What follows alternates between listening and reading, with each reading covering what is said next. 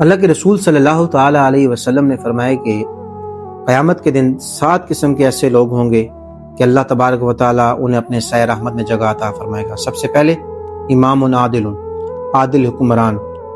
دوسرا فرمایا وہ نوجوان جس کی پرورش اس حالت میں ہوئی کہ اللہ کی عبادت میں مشغول رہا۔ اور تیسرا فرمایا کہ ورجل قلبہ معلق بالمساجد، اور وہ شخص جس کا دل اللہ کے گھر یعنی کہ مسجد میں معلق رہے، جڑا رہے، چمٹا رہے۔ چوتھا فرمایا وہ لوگ جب ملیں تو اللہ کی رضا اور اللہ کی محبت کی وجہ سے ملیں، اور جب علیحدگی اختیار کریں، جدا ہوں، تو اللہ کی محبت کی وجہ سے جدا ہوں۔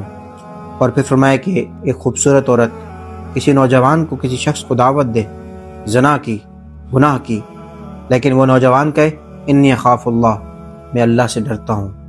اور پھر فرمایا وہ شخص کہ جو دائیں ہاتھ سے صدقہ کرے اور بائیں ہاتھ کو خبر نہ ہو۔ آخری فرمایا کہ وہ نوجوان ورجل ذکر اللہ خالیا ففاضت عیناہ، کہ تنہائی میں بیٹھ کر اللہ کو یاد کرے، اللہ کا ذکر کرے اور اس کی آنکھ سے آنسو نکل آئے۔ میں 7 قسم کے یہ جو لوگ ہوں گے قیامت کے دن اللہ انہیں اپنے سایہ رحمت میں جگہ عطا فرمائے۔